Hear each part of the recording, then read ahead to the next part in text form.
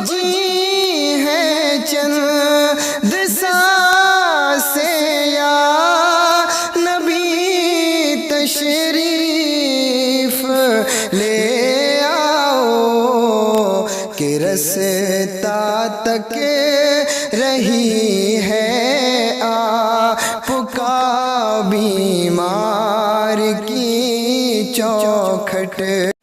मेरे हुसैन जाने की तैयारी करने लगे करबला के मैदान की। हजरत ज़ैनब आ गए। भैया जी तवज्जो करो मेरे बच्चे, देखो बेगौरी ना करो। बड़ी मेहनत से एक एक मौजू को तैयार किया जाता है, बड़ी किताबें पलटनी पड़ती हैं, तब जाकर के हम इस लायक होते हैं तुम्हारे सामने बात कर सके।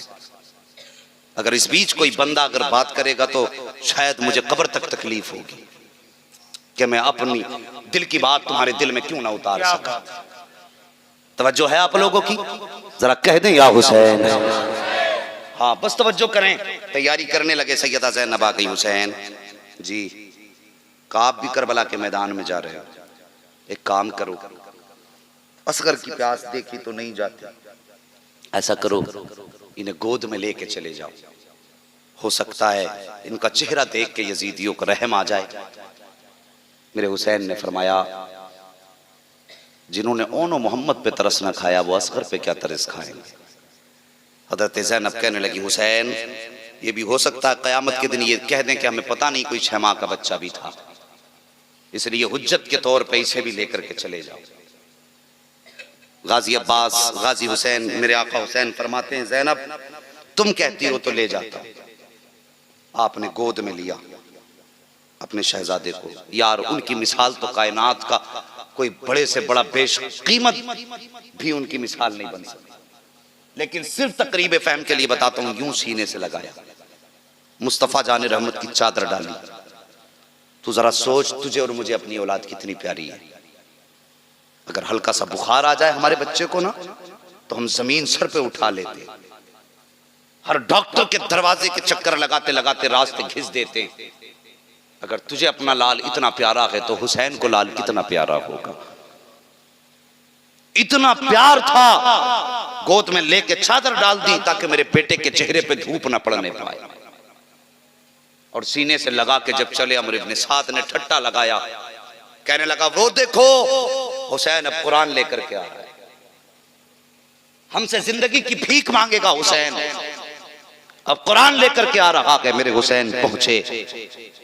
अमर इब्न साद कहने लगा हुसैन अब कुरान लेके आए हो, अगर पहले आ जाते तो अकबर बच जाते, अगर पहले आ जाते तो आपके ओनो मोहम्मद बच जाते, कासिम भी जिंदा होते, अब्बास भी बाकी होते। अब आए हो जब सब लुट गया, अब कुरान इसलिए लाए हो जिंदगी की भीख मांगने के लिए। मेरे हुसैन ने फरमाया जालिमों कुरान लेकर के हुसैन नहीं आया है बल्कि अपनी जान लेकर के हुसैन आ गया। इतना कह के जब मेरे हुसैन ने अपने बेटे के ऊपर से चादर उठाई ना तो यजीदियों के हाथ कांप गए थे। हजरत अली असगर के चेहरे से जब कपड़ा हटा हाथ कांप गए। आपने फरमाया सुनो तुमने अकबर को शहीद कर दिया, कासिम को शहीद कर दिया, मेरे खानदान के एक फर्द को तुम शहीद कर चुके। आओ हुसैन करीम इब्ने करीम है, मोहलत देता हूं, मेरे असगर को एक घूंट पानी का पिला दो, मैं तुम्हें सारे खून माफ कर दूंगा। ये औलाद होती है, मेरे असगर को एक घूंट पानी का पिलाओ, मैं तुम्हें तुम्हारे खून माफ कर दूंगा। इतना सुना अमर इब्न साद कहने लगा हुसैन हमें जन्नत की जरूरत नहीं, हमें तेरे सर की जरूरत है, बता हाथ देना कि सर देना। मेरे हुसैन ने फरमाया अगर यही बात है तो हुसैन सर तो दे सकता है, नाना के हाथ में दिया हुआ हाथ नहीं दे सकता। अभी बात चल ही रही थी, इशारा किया हुरमला को अमर इब्न साद ने, निशाना बड़ा अच्छा था इसका, का तीर चला ताकि हुसैन की गोद का आखिरी चिराग भी बुझ जाए। जानते हो तीर का कद बड़ा था, असगर का कद छोटा था। तीर का वजन ज्यादा था, असगर का वजन कम था। हुरमला ने जब अपनी कमान में तीर चढ़ाया वो दूर तनाबे से लग के हजरत सकीना देख रही थी। जैसी उसने निशाना लगाना चाहा हुसैन के पीछे खड़े होकर के, गोद में लिए थे, यहां गर्दन थी हजरत अली असगर की और इधर हुरमला खड़ा था। उसने निशाना लगाया, हाथ कांपे, तीर जमीन पे गिरा, फिर तीर उठाया, फिर निशाना लगाया, फिर हाथ कांपे, फिर तीर जमीन पे, 3 मर्तबा निशाना लगाया है लेकिन तीर जमीन पे गिर जाता है। उसके बाद अम्र इब्ने साद को गुस्सा आया, कहने लगा बुज़दिल, शैमा के बच्चे के सामने तेरे हाथ कांप गए, बड़े बड़े बहादुरों के तूने तीर मारे, कभी तेरे हाथ ना कांपे, शैमा के असगर के सामने तेरे हाथ कांप गए। जब इतना सुना हुरमला कहने लगा सुन अम्र, मैं इन बच्चे की वजह से मेरे हाथ नहीं कांपे हैं। कहा फिर निशाना क्यों नहीं लगाता? कहा जब निशाना लगाता हूँ मेरी निगाह उठ के हुसैन के खेमे की तरफ जाती है, जब खेमे की तरफ देखता हूँ एक छोटी सी बच्ची हाथ का इशारा करके कहती है जालिम मेरे असगर पे तीर मत चला देना, इसने तुम्हारा कुछ नहीं बिगाड़ा है, पानी नहीं दे सकते हो तो मत दो, कम से कम असगर पे तीर मत चला देना। कहा जब मैं उस सकीना को देखता हूँ तो उसके आंसुओं को देख करके मेरे हाथ कांप जाते हैं। अल्लाह अकबर, इतना कहना था। अम्र इब्ने साद कहता है आंखें बंद कर निशाना लगा दे वरना शिकार हाथ से निकल जाएगा। उसने आंख बंद की है, निशाना लगाया है, तीर ने हवा का सीना चाक दिया है। तुम क्या जानते हो करबला क्या है, दर्द करबला क्या है? और खुदा की कसम जब ये तीर असगर की तरफ चला था तो फिजाएं तड़प गई थी, हवाएं दर्द के साथ चीख रही थी। हवाओं ने कहा था इलाही इजाजत दे, तीर का रुख मोड़ के हुरमला की तरफ कर देंगे। फिजाएं कह रही थी मौला इजाजत दे दे, इस तीर को हम असगर की बजाय अम्र इब्ने साद के सीने में उतार देंगे। लेकिन मशीयत का नकीब कह रहा था खबरदार, जो हमारी मशीयत है उसमें दखलंदाजी मत कर देना। अल्लाह अकबर, तीर हवाओं का सीना चीरता हुआ आया है, हजरत इमाम के बाजू को पार किया, हजरत अली असगर के हुलकूम के पार हो जाता है। चाहे माँ के बच्चे का बिसात क्या होती है, उसका वजूद क्या होता है, ओ यार बताया ये जाता है। तीर की अलग अलग किस्में होती है, कुछ तीर वो होते थे जो कबूतर और परिंदों के लिए बनाए जाते थे, कुछ तीर वो होते थे कि जो खरगोश वगैरह के लिए बनाए जाते थे, कुछ तीर वो होते थे जो हिरन के लिए बनाए जाते थे। और यार ये तीर वो था जो हिरन के लिए बनाया गया था। अल्लाह अकबर, इतना जहरीला तीर, इतना सख्त तीर था, हजरत अली असगर के हुलकूम के पार हुआ है। एक झटका लिया गया असगर ने और हमेशा के लिए दुनिया को खैराबाद कहा है। मेरे हुसैन ने यूं बेटे का चेहरा देखा, उसके बाद शहजादे के खून को अपने बदन पे मला है और बेटे को जमीन पे रखा, रुख किया मदीने की तरफ। कहते या रसूल अल्लाह, आपने हुसैन पे एक बेटा कुर्बान किया था, आज हुसैन ने आपके नाम पर पूरा खानदान कुर्बान कर दिया। सुभान अल्लाह, सुभान अल्लाह, क्या बात है। ये करबला के साहिब मेरे हुसैन ने शहजादे को उठाया। बातें तो बहुत हैं, मुख्तसर सुनिए। उठा करके खेमे की तरफ लाए ना तो फिर चादर थी नाना की। देखा कोई हरकत असगर में नहीं है, हजरत सकीना दौड़ के आ गई, बाबा मेरा भाई मेरी गोद में दे दो। मेरे हुसैन ने शहजादी की गोद में बेटा दे दिया। हजरत सकीना ने गोद में लिया, कभी इधर जा रही है कभी उधर जा रही है। सैयदा ज़ैनब आ गई, बेटी क्या कर रही हो? फरमाती फूफी आज कई दिन के बाद मेरा असगर सोया है, मैं इसको इसलिए लेकर के घूम रही हूं कहीं मेरी असगर की आंख ना खुल जाए। इतना मेरे हुसैन ने सुना, आंखें बरस रही थी। बेटी के सर पे हाथ रख के कहा बेटी अब असगर प्यासा नहीं रहा है, अब असगर को नहरे फुरात की जरूरत नहीं है, बल्कि असगर अपने नाना की गोद में बैठ करके हौज़े कौसर का जाम पी रहा है। अल्लाह अकबर। फिर वो मंजिल भी आई। मेरे हुसैन जब जाने लगे, हजरत ज़ैनब ने कहा हुसैन आप 71 लाशें उठा करके लाए हो, लेकिन ये सब कोई जवान है, कोई समझदार है, कोई बड़ा है, लेकिन मेरा असगर तो 6 माह का है। पता नहीं आपके बाद ये यजीदी लाशों के साथ क्या करेंगे। ऐसा करो हुसैन, कम से कम आपने अभी तक किसी की कब्र नहीं बनाई है, अपने असगर की कब्र अपने हाथों से बना दो। कोई खेल ना था बेटे की कब्र बनाना, कोई तमाशा नहीं था। मेरे हुसैन ने इतना सुना, शहजादे को गोद में लिया, कहां लेके जाते? खेमे के पीछे आए। और तारीख में यार किसी बाप ने बेटे की कब्र ऐसे नहीं खोदी होगी जैसी मेरे हुसैन ने करबला में अपने असगर की कब्र खोदी थी। अपनी चादर में लपेट के जमीन पे रखा, अपनी तलवार से कब्र खोदना शुरू की। गड्ढा करना शुरू किया। जब गड्ढा हो गया, मेरे हुसैन ने एक बार हाथ रखा जमीन पे, गर्म थी जमीन। उसके बाद आपने फरमाया, जमीन मेरा असगर आ रहा है, खबरदार ख्याल करना, मेरा असगर आ रहा है, अगर संभाल सकते हो तो संभालो, सुनो करबला क्या है। उसके बाद आपने शहजादे को उठाया। ओ यार, बेटा तो बेटा ही होता है। बच्चे छोटे होते हैं ना, तो माँ बाप की शाम भी बेटों के चेहरे को देख के होती है, और सुबह की पहली किरण भी बेटों के चेहरों पे होती है। आपने बच्चे को गोद में लिया, माथा चूमा, और देख करके आंख में आंसू थे, जमीन पे लेटाया, हिचकी भरी, कहने लगे, बेटे हौज़े कौसर पर नाना की कुर्बत में मुलाकात होगी। तारीख में किसी बाप ने ऐसी कब्र बेटे की नहीं बनाई होगी। मेरे हुसैन ने बेटे को जमीन पे लेटाया, मिट्टी डालने का इरादा किया, हाथ में मिट्टी ली, बेटे का चेहरा देखा, कुछ याद आ गया, मिट्टी छोड़ दी, और उसके बाद आपने जमीन पे दोनों हाथ रखे और खुद बेटे की तरफ झुके, माथा चूमा। अल्लाह अकबर, हिचकी बंद गई मेरे हुसैन की। आप 71 लाशें उठा के लाए, मेरे हुसैन का हौसला नहीं टूटा। लेकिन जब अपने शहजादे की खबर बनाई है, हुसैन ने बेटे का माथा चूमा, हिचकी बंद गई। आपने मिट्टी ली है हाथ में, और यूं आपने बेटे की तरफ डालना, कब्र पे बेटे के ऊपर डालना शुरू की मिट्टी। जब मिट्टी पड़ते पड़ते सीने तक आई है, आपने फिर जब हाथ में मिट्टी ली है, गर्दन के ऊपर का हिस्सा बाकी था, बेटे का चेहरा देखा, हाथ कांप गए हैं। अब हिम्मत जवाब दे गई है, कैसे चेहरे पे मिट्टी डाली जाए शहजादे के। अल्लाह अकबर, मेरे हुसैन ने बेटे को देखा, माथा चूमा, चूम करके रोने लगे। फरमाते हैं, असगर तेरा बदन तो इस मिट्टी के लायक न था, ये मिट्टी तो तेरे बदन के लिए सख्त थी। ए मेरे असगर, तुझे तो फूल के बिस्तर पे होना चाहिए था, लेकिन आज तुझे बाप अपने हाथों से इस मिट्टी के हवाले कर रहा है। असगर, जो तेरे झूले में खेलने की उम्र थी, वो तूने मैदान करबला में उम्र गुजारी है। अल्लाह अकबर, मेरे हुसैन ने तीसरी मर्तबा हाथ में मिट्टी ली है।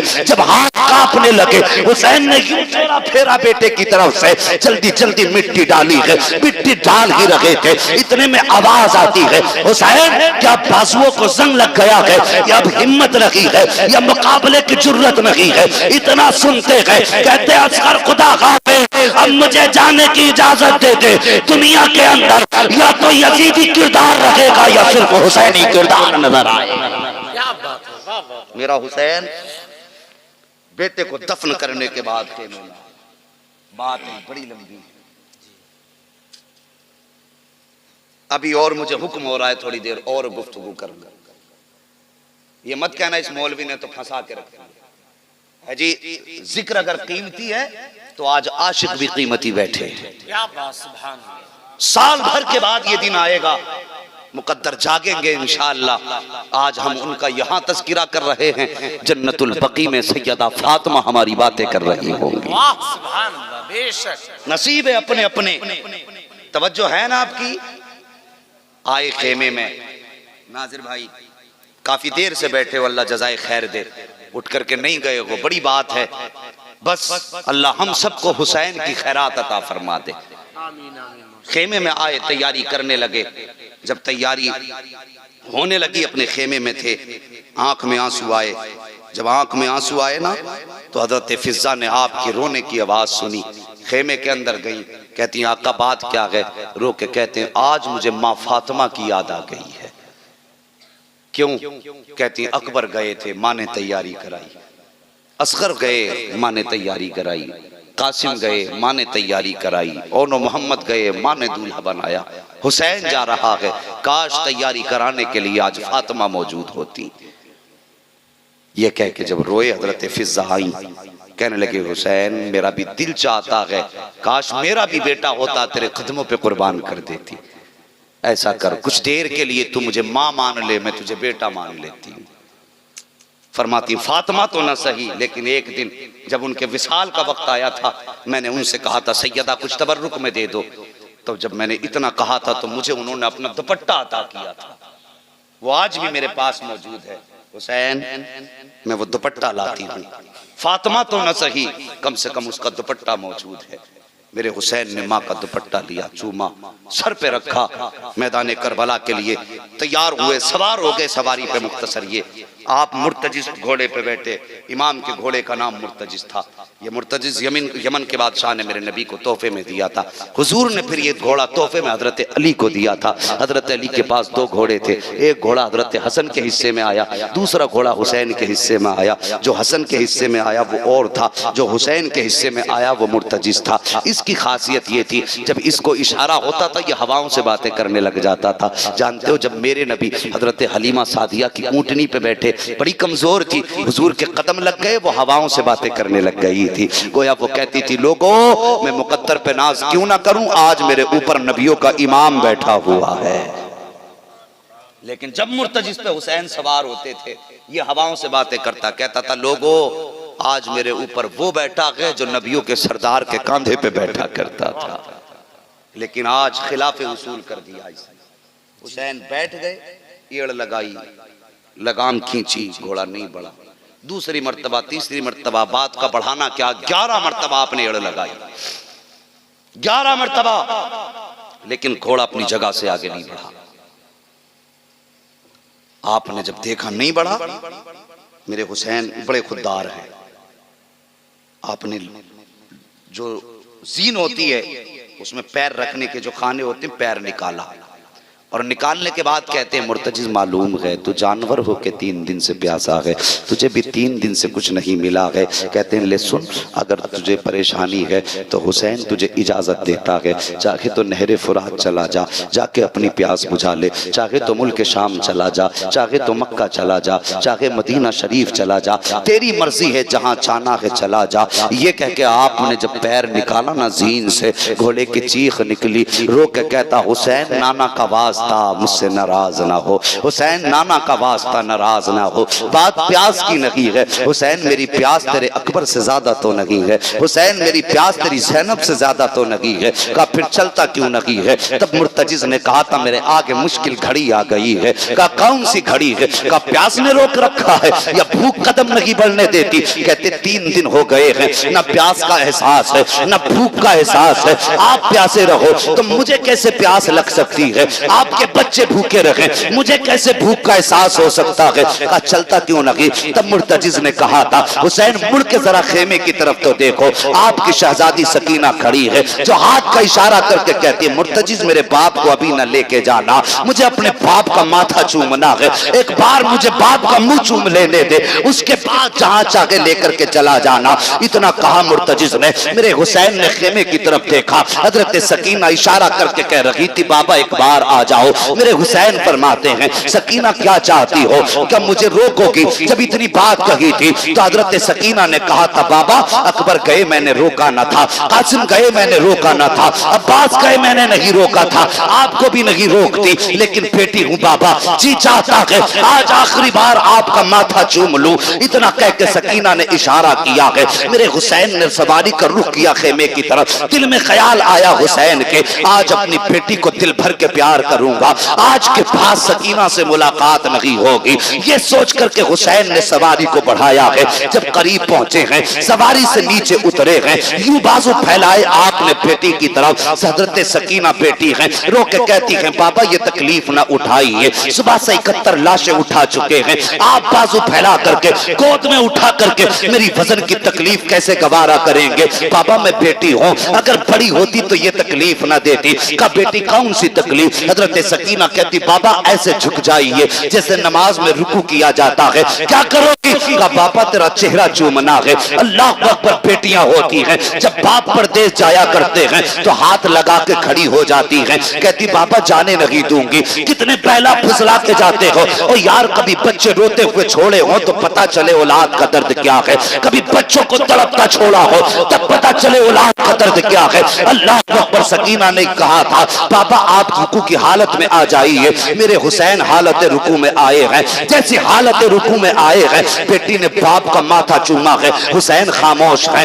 दाना रुखसार चूमा है, हुसैन खामोश है। बाया रुखसार चूमा है, हुसैन खामोश है। बाप के लबों को चूमा है, हुसैन खामोश है। बाप के गले को चूमा है, हुसैन खामोश है। आखिर में जब बेटी ने बाप के सीने को चूमा, हुसैन बर्दाश्त न कर सके। फरमाते सकीना इतना प्यार क्यों कर रही हो? आज इतने प्यार की वजह क्या है? अल्लाह अकबर। जब इतनी बात कही थी, हजरत सकीना की आंख में आंसू आए। कहती हैं बाबा मैंने आपके माथे को चूमा, वो मेरा बोसा नहीं था, बल्कि आपके नाना मोहम्मद रसूलुल्लाह का बोसा था।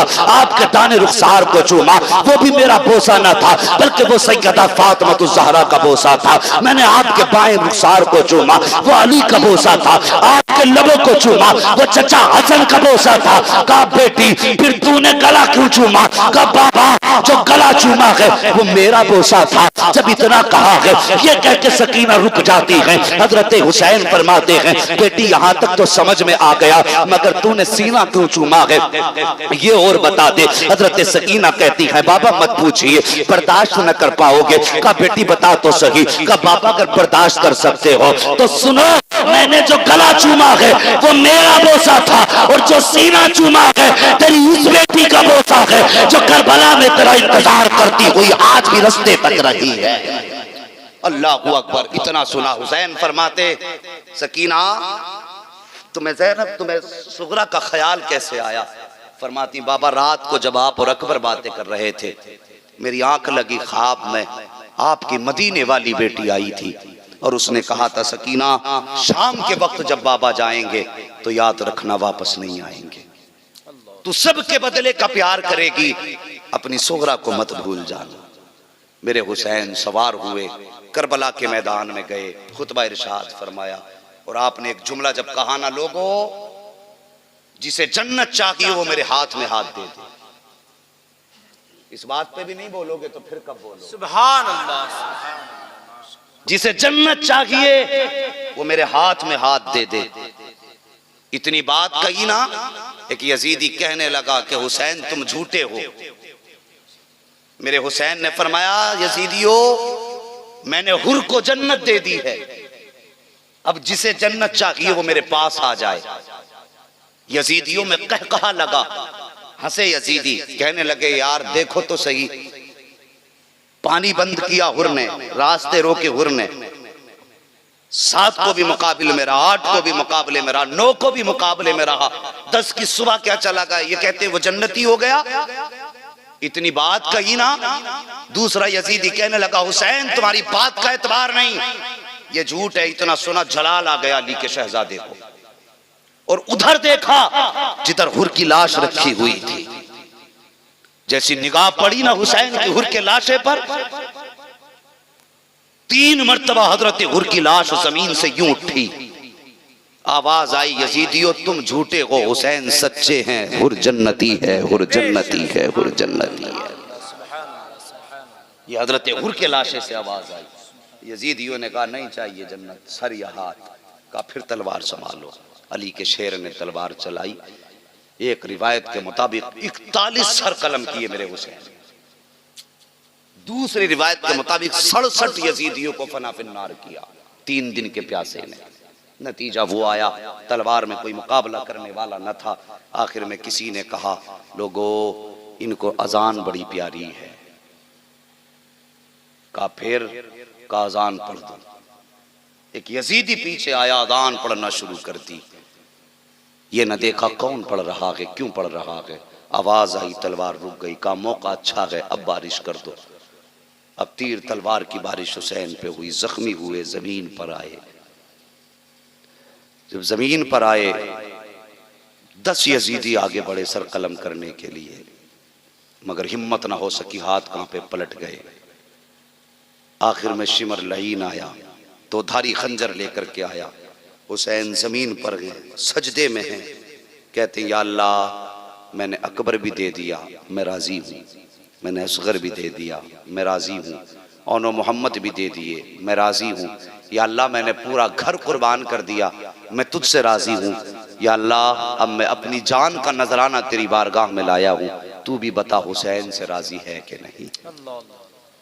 इतनी बात कही, गैब से सदा आई, या अय्यतुहन नफ्सुल मुतमइन्ना इरजिई इला रब्बिकी रादियतम मर्दिया फदखुली फी इबादी वदखुली जन्नती। और उसके बाद मेरे हुसैन ने शहादत पाई। तारीख़ करबला शहादत हुसैन पे मुकम्मल हो जाती है, लेकिन तारीख़ करबला मुकम्मल हुई है, अहले बैत के सब्र का इख्तिताम अभी नहीं हुआ। जितने मसाइब का मुकाबला खानदान नबुव्वत ने 10 की शाम तक किया था, उससे 10 गुना ज्यादा मसाइब 10 की शाम के बाद शुरू हुए हैं। अल्लाह तौफीक दे, उनके नाम की महफिलें मुनक़िद करो और फिर किसी आने वाले से कहो मौलाना 10 के शाम के बाद की कहानी बता दे, सिर्फ 10 के शाम की कहानी सुन लो और मैं बात मुकम्मल कर दूं। इससे पहले बात मुकम्मल करूं, गुलामी का सबूत दो, कह दो या हुसैन या हुसैन। अल्लाह सलामत रखे। जो जज्बा शुरू में था वो आखिर तक है। बेशक बेशक बढ़ गया, बढ़ गया। मियाँ आपके जज्बे में आज लोग नहीं आए हैं, आज आशिक आए हुए हैं। वाह सुभान। रात सोने लगी है, आशिक जाग रहे हैं। वक्त इसका शबाब तो ढलने लगा, लेकिन इनका शबाब बढ़ रहा है। और साहिब ये आज की रात की कहानी नहीं, हुसैनी बन के जिंदगी गुजारो, हर लम्हा शबाब में इजाफा होता रहेगा। जरा मोहब्बत से कह दो या अली। अल्लाह सलामत रखे। आखिरी बात सुन लो, शाम गरीबा आई, खानदान नबुव्वत के लाशें बेगौरो कफन पड़े हैं। हजरत सैयदा ज़ैनब ने तलवार संभाली, सोचने लगी कहीं यजीद इन लाशों के साथ कुछ खिलवाड़ ना करें। चादर ओढ़ी सर पे, अपने आप को छुपाया। इस हाल में भी पर्दे का एहतमाम देखो। और जाके वहां बैठ गई तलवार लेकर के जहां पे लाशें थी। अचानक रात के जब दोपहर गुजर गए, 2 हिस्से गुजर गए, किसी सवार के आने की आहट महसूस हुई। सैयदा ने जब देखा कोई आ रहा है, तलवार संभाल ली। कहने लगी अब तक तो सब्र किया था, अगर अब कोई गलत इरादे से आएगा ना तो अली की बेटी उसे उसकी औकात याद दिला देगी। तलवार लेके बैठी, सवार करीब आया, आने के बाद सवारी रोकी। आने के बाद आने वाले ने कहा बेटी तू कौन है। जैसी लफ्ज़ बेटी कहा ना, तो इतनी मिठास की लहजे में हजरत ज़ैनब के जब्त के बंधन टूटे, सब्र का पैमाना छलक गया। और यार सैयदा की आंखें बरसने लगी, रो के कहने लगी परदेसी, इस परदेश में कोई हमें अपना कहने वाला नहीं, बता तू कौन है जो इतने प्यार से बेटी कह रहा है।